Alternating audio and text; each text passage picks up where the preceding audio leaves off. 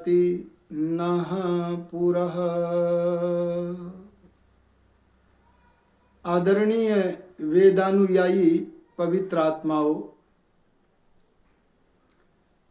परमपिता परमात्मा सदा से मनुष्य के कल्याण के लिए सृष्टि की रचना कर रहा है और प्रत्येक सृष्टि में अपना नित्य ज्ञान, सनातन ज्ञान, सदा एक सा बना रहने वाला ज्ञान, वेद ज्ञान प्रदान करता है।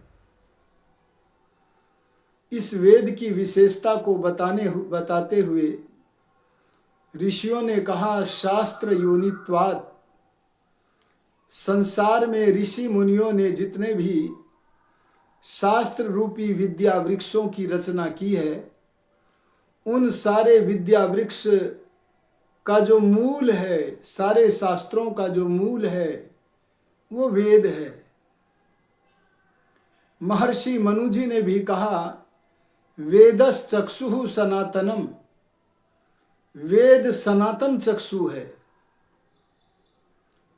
मनुष्यों के बनाए हुए और मनुष्यों से बहुत उच्च कोटि के महामानव बन जाते हैं, जो जिन्हें परमात्मा का प्रत्यक्ष हो जाता है, वे समाधिमान ऋषि।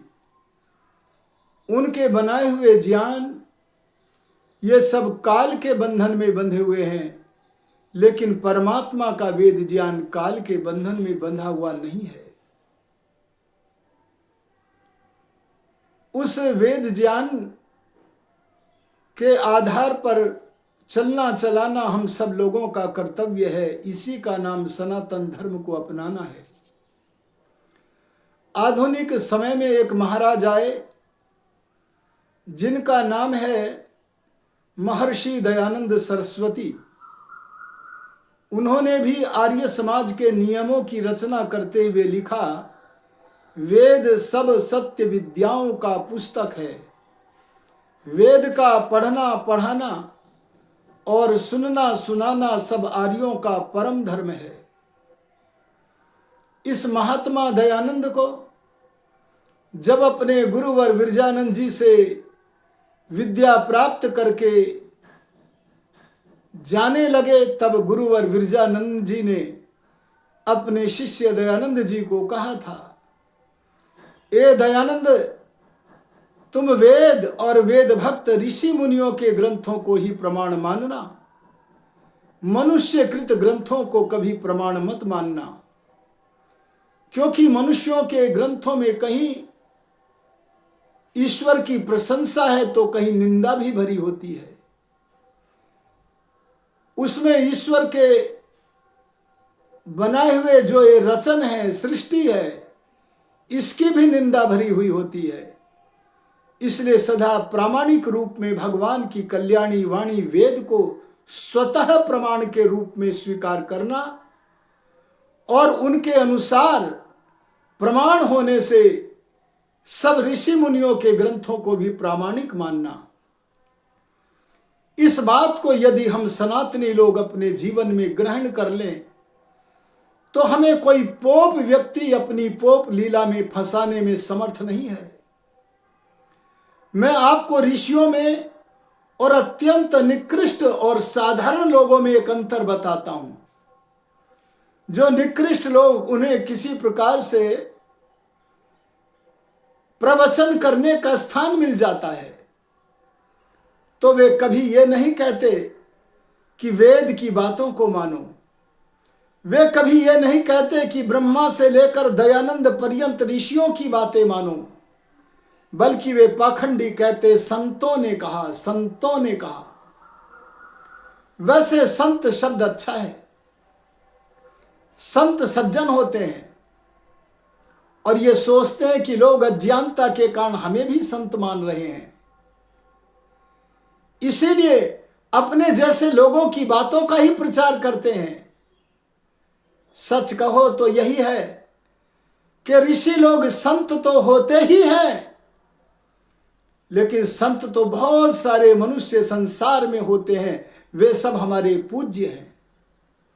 लेकिन संत नाम की जो पदवी है उससे बहुत ऊंची पदवी अगर आप पूछना चाहें, जिनकी बुद्धि में सत्य परिपूर्ण होता है, जिनकी वाणी अमोघ होती है, सत्य से परिपूर्ण होती है, ऐसे महापुरुषों का नाम, अरे उनकी उपाधियों का नाम संत से भी बहुत ऊंचा है, वो नाम है ऋषि। आप दूरदर्शन के जिन बाबाओं को सुनते होंगे, संतों ने कहा, संतों ने कहा, वे बड़े भयभीत हैं वेद की बातों से, वे बड़े भयभीत हैं ऋषियों की बातों से। वे न्याय दर्शन, योग दर्शन, सांख्य दर्शन, कपिल, कणाद, गौतम, जैमिनी, पतंजलि, व्यास जैसे महापुरुषों से बड़े भयभीत हैं, क्योंकि उनकी बातों का प्रचार प्रसार यदि हो जाए तो उनके पेट पर चोट लगती है, उनका पाखंड लोगों के सामने प्रकट हो जाता है। इसीलिए केवल संतों के नाम पर अपनी वार्ता को प्रचारित प्रसारित करते हैं। मैं एक दो नकली बाबाओं की चर्चा नहीं कर रहा। आप चाहे शंकराचार्य के पद पर बलात् प्रतिष्ठित हो गए अविमुक्तेश्वरानंद को देख लो,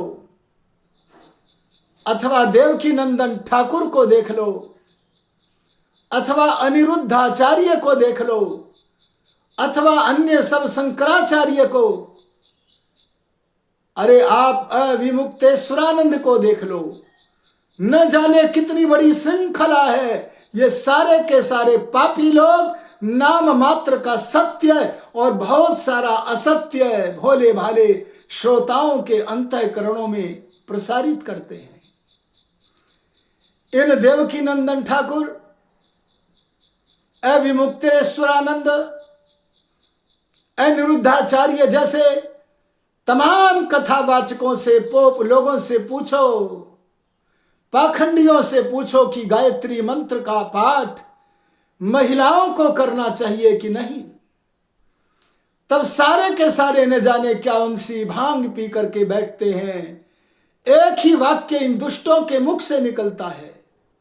यहां मैंने दुष्ट शब्द बुद्धिपूर्वक कहा है, क्योंकि दुष्ट शब्द का अर्थ होता दोषयुक्त, और इनमें कितना बड़ा दोष है। अरे जिस जननी से, अरे जिस अम्बा से इनका जन्म हुआ, पालन पोषण और निर्माण हुआ है, उस मातृशक्ति को, अरे उस नारी शक्ति को परमात्मा की कल्याणी वाणी वेद के मंत्रों से वंचित करते हैं। महर्षि दयानंद जी ने कहा था,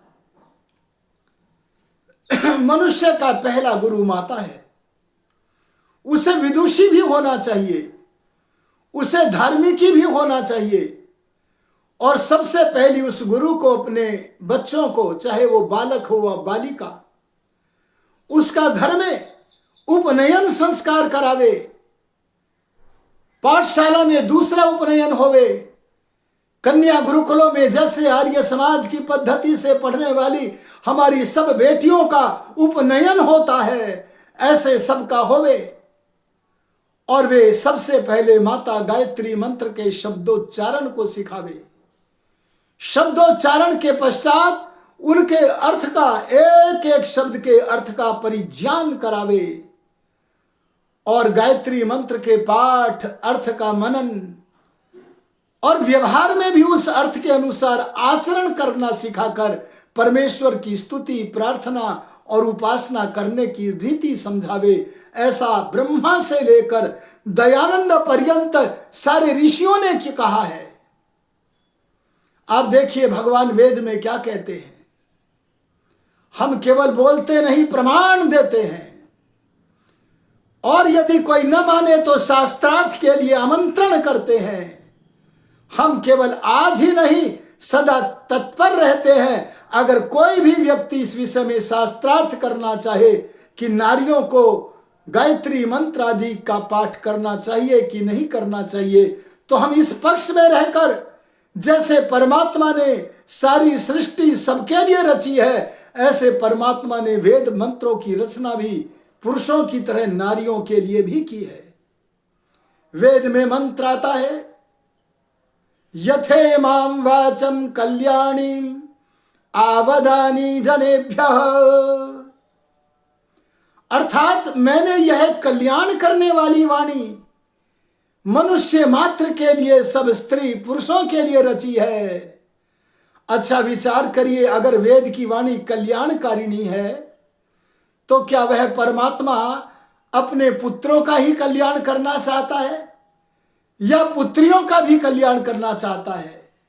लेकिन ये पाखंडी रोकते हैं। ऐसे पाखंडी महर्षि दान के सामने भी आते थे और वे कहा करते थे, जब महर्षि दान सबका यज्ञोपवीत करवाते थे, सबको गायत्री मंत्र की दीक्षा देकर भगवान की स्तुति प्रार्थना उपासना करने की रीति समझाते थे, तब वे कहते थे यदि ये स्त्रियां पढ़ लेंगी तो हम क्या करेंगे? तब ऐसे पाखंडियों को धुतकार कर मानव मात्र का हितैषी देव दयानंद कहता था, अरे ये स्त्रियां पढ़ लेंगी तो तुम क्या करोगे? यदि ये पूछना चाहते हो तो सुनो, तुम कुएं में जाकर पढ़ो। अगर तुम कुएं में पड़ गए तो कम से कम भगवान की इन बेटियों को, जो हमारी बेटी हैं, हमारी बहन है, हमारी मातृशक्ति है, उनको कोई पढ़ने से तो न रोकेगा। कैसा दुर्दिन था स्वामी श्रद्धानंद जी के समय में, जो महर्षि दयानंद के शिष्य थे, हमारी बेटियों को कन्या पाठशालाओं में पढ़ने पढ़ाने का कोई अधिकार नहीं था। अरे जब ये अधिकार छीन लिया गया इन पोप लोगों के द्वारा, तो नारी शिक्षा का द्वार सबसे पहले अगर किसी ने खोला तो उस महात्मा का नाम था महर्षि दयानंद सरस्वती। वह नारी शक्ति के प्रति कितना आदर भाव रखते थे। एक बार वे एक मंदिर के प्रांगण के बराबर में से निकल रहे हैं। वहां पर छोटे छोटे बालक व बालिकाएं परस्पर क्रीड़ा कर रहे हैं, आमोद प्रमोद कर रहे हैं। उनमें से लगभग 5 वर्ष की एक नग्न बालिका को जब ऋषि दयानंद ने देखा, तो 5 वर्षीय बालिका में मातृत्व के दर्शन करके ऋषि दयानंद अपने दोनों हाथ जोड़कर अपने सिर को नतमस्तक कर दिया, सिर को झुका दिया। लोग ऋषि दयानंद के हार्द को समझ न पाए, बोले देखो आपका मस्तक भी इन जड़ प्रतिमाओं के सामने झुक गया है। आप तो कहते हो मेरा मस्तक तो चेतन के सामने झुकता है, किसी पूज्य महापुरुष के सामने अथवा सबसे पूज्य परमपिता परमात्मा के सामने।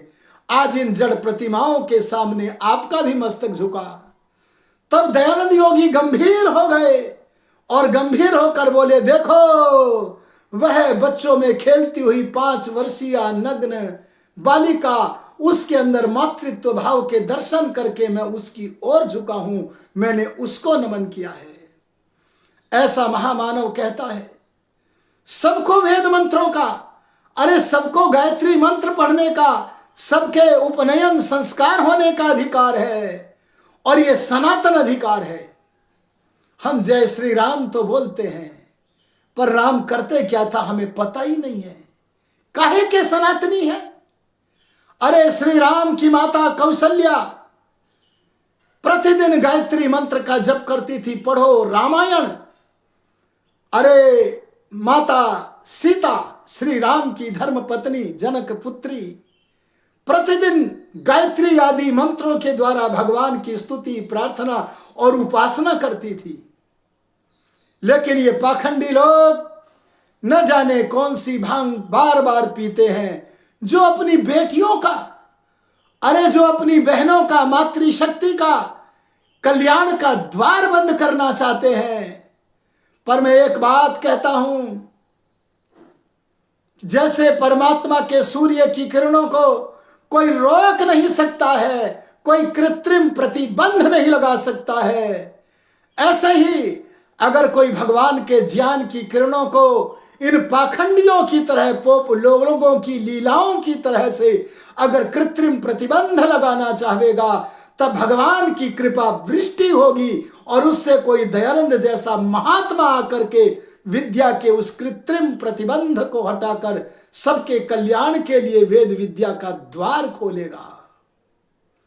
महर्षि दयानंद जी के पास जब कोई भी स्त्री पुरुष आता था, कहता था कि मैं अधिक पढ़ा हुआ नहीं हूं, मेरा उद्धार कैसे होवे, तब दयानंद पूछते थे तुम क्या काम करते हो। जब वह अपना कार्य बताता था तो ऋषि दयानंद कहते थे अपने कार्य को न्याय पूर्वक करो, सही कार्य करो, उसमें कोई अपव्यवहार न करो। और प्रातः काल सायं काल में एक मंत्र लिख करके देता हूं, और वह मंत्र गायत्री मंत्र होता था। उस मंत्र का शुद्ध उच्चारण सिखाते थे, अर्थ का बोध कराते थे और कहते थे इसके अर्थ का विचार करते हुए भगवान की प्रतिदिन उपासना करो, तो हे स्त्री पुरुषों तुम्हारा सबका कल्याण हो जाएगा। वे तो सत्यार्थ प्रकाश आदि ग्रंथों में कहते हैं जैसे पुरुष लोग योगाभ्यास करते हैं ऐसे स्त्री भी योगाभ्यास करें, क्योंकि बालकों की तरह बालिकाओं के लिए जीवन में भी 4 प्रकार के धन हैं जिनके बिना वे सफल नहीं हो सकते हैं। और वे धन कौन से हैं? मानव जीवन रूपी पेड़ पर, चाहे वो स्त्री का जीवन हो या पुरुष का जीवन हो, सब वृक्ष की सफलता तब है जब उनके जीवन में धर्म है, जब उनके जीवन में अर्थ है, जब उनके जीवन में शिव संकल्प है, और जब उनके जीवन में सर्वोत्तम धन मोक्ष का आनंद है। उसके लिए प्रयत्न है, सत्य प्रयत्न है, पुरुषार्थ है।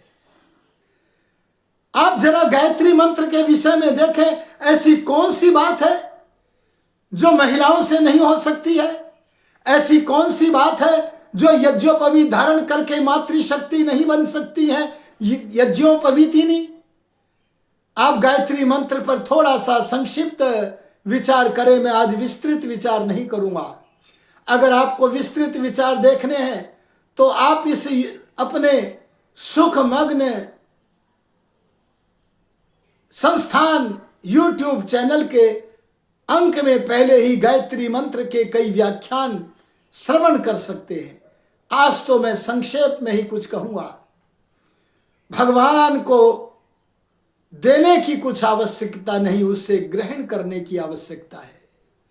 और भगवान से ग्रहण करने के शास्त्रों में 3 प्रकार बताए हैं, एक स्तुति, एक प्रार्थना, एक उपासना।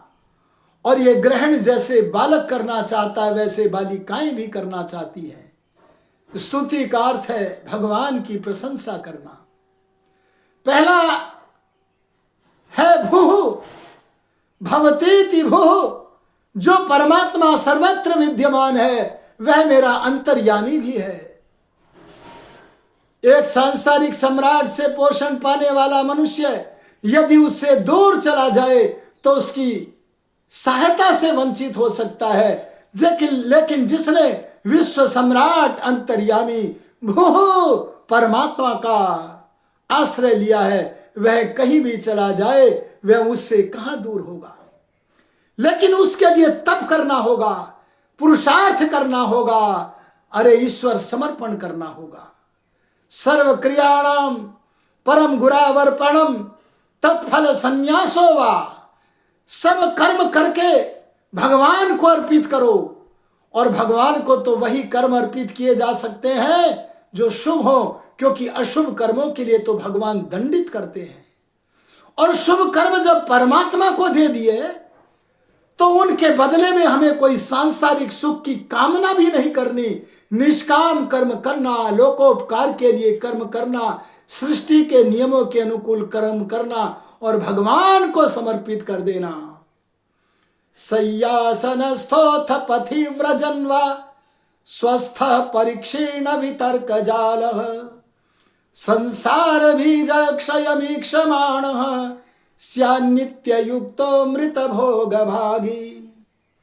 ए मानव, तू चाहे सैया पर लेटा हो, तू चाहे आसन पर बैठा हो, तू चाहे मार्ग में चल रहा हो, सब समय स्वस्थ होकर, अरे संभल कर, जिसने अपने धर्म विरुद्ध विचार के जाल को परिक्षीण कर दिया है ऐसा रहे।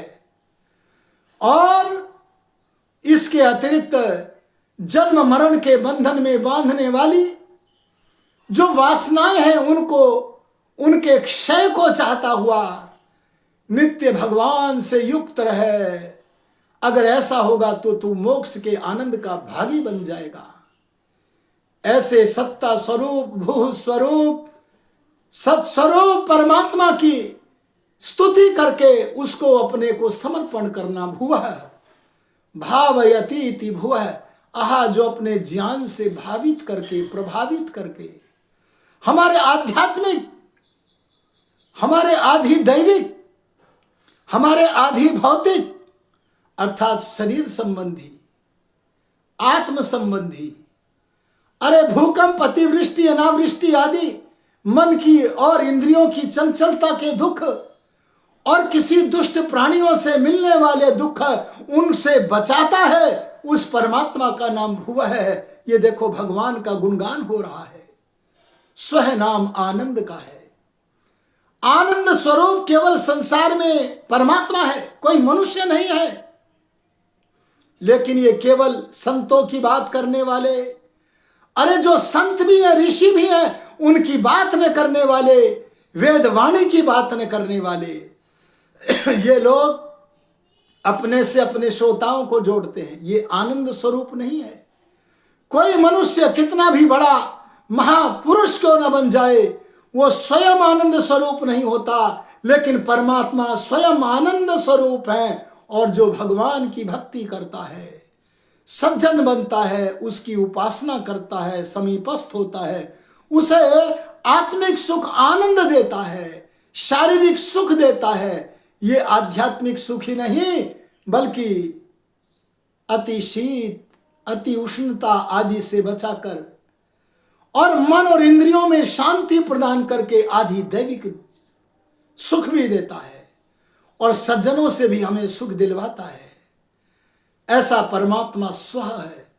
आओ हम यम नियम आसन प्राणायाम प्रत्याहार धारणा ध्यान समाधि का अनुष्ठान करके भगवान के उपासक बन के उस आनंद स्वरूप परमात्मा से सब सुखों की प्राप्ति की अभिलाषा करें। सविता वही प्रसविता, भगवान सारी सृष्टि को बनाता है, इसीलिए उसका नाम सविता है। यहां सवितु पद षष्ठी विभक्ति के एक वचन है। अर्थ माना सृष्टि को पैदा करने वाले के, और वो कौन है? देवस्य, वो देव है। देव शब्द का अर्थ है देने वाला। परमात्मा सृष्टि के पदार्थों को देता है। परमात्मा सृष्टि के आरंभ में वेद ज्ञान देता है और वो द्योतन अंतर्यामी बनकर, अंतः साक्षी बनकर के भी ज्ञान देता है। अपने मन को पवित्र करके तो बैठो। अगर मन को पवित्र न किया तो अंतर्यामी रूप परमात्मा के ज्ञान को आप अपना भोजन नहीं बना सकते, क्योंकि आपके और परमात्मा के मध्य में कलुषित मन जो होगा। इसलिए वो द्योतन करने के कारण देव है और सर्वत्र विजय भी दिलाता है। हे प्रभु, मेरी वासनाएं मुझे तंग न करे, मेरा विजय उन पर होवे।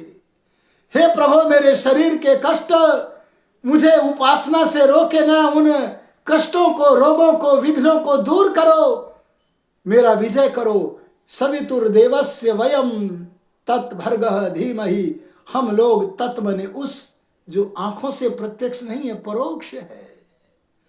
अरे जो प्रत्यक्ष तो होता है पर इंद्रियों से नहीं होता, बल्कि समाधि में आत्मा ही जिसका प्रत्यक्ष करता है।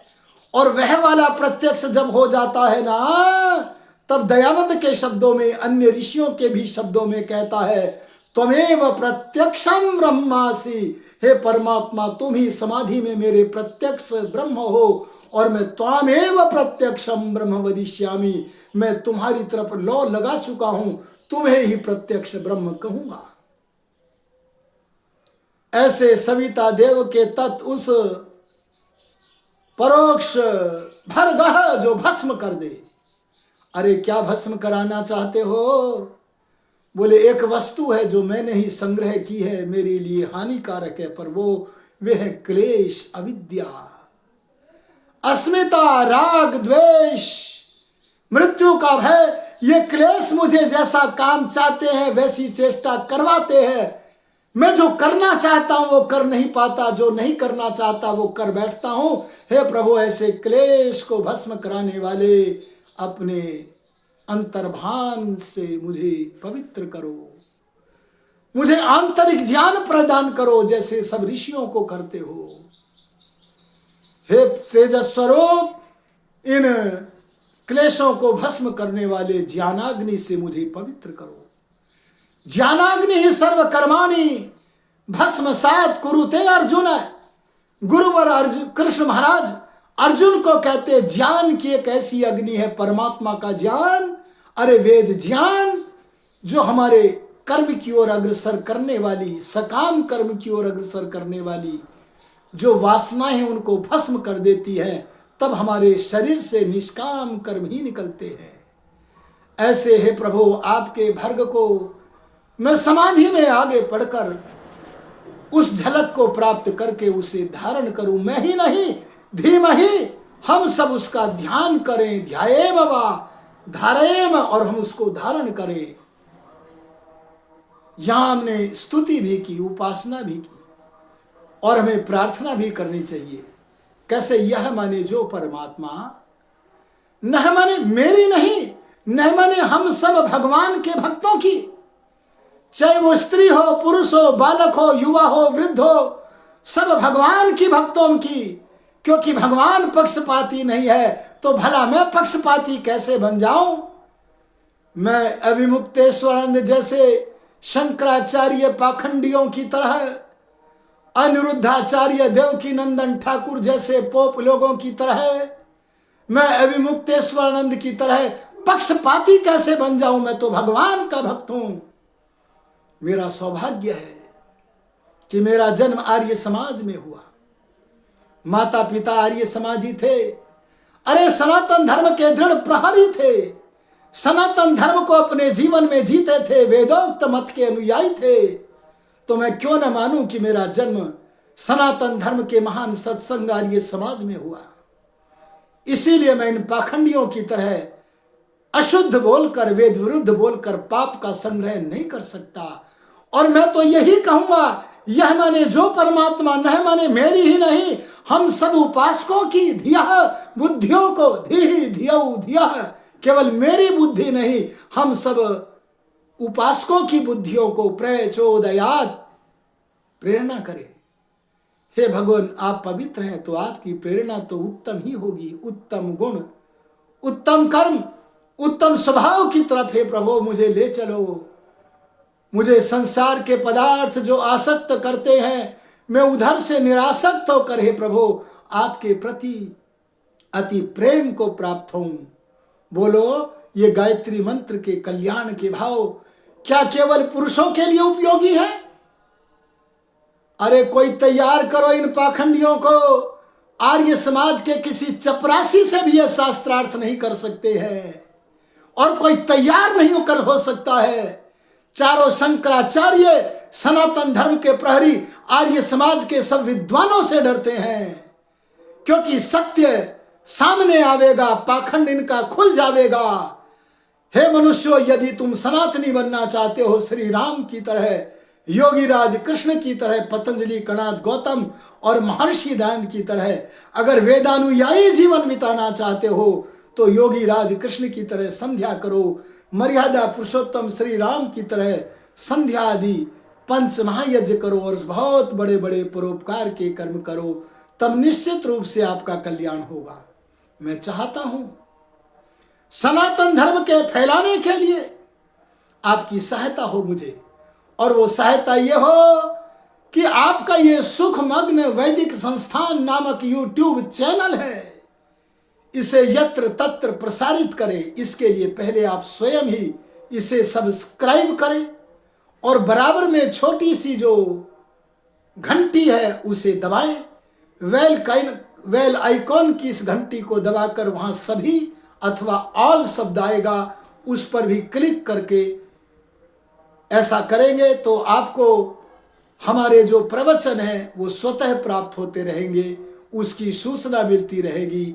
मैं आशा करता हूं कि आप सनातन के प्रचार प्रसार में अग्रसर हो जाओ।